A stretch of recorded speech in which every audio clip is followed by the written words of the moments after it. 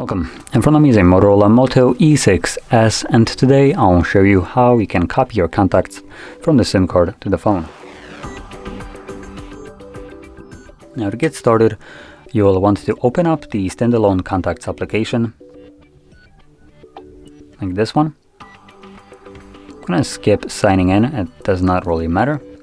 Now once in it, you want to click on the three bars and then select settings, where you should find import option right at the very bottom of the page.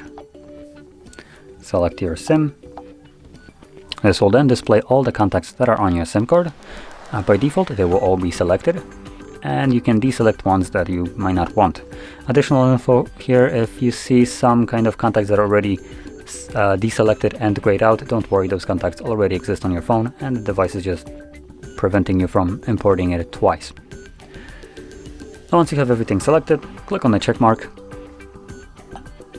It will give you the amount of contacts that have been imported, and then when you go back, obviously you will be able to see them right over here. So this is how you would import your contacts, and if you found this video helpful, don't forget to hit like, subscribe, and thanks for watching.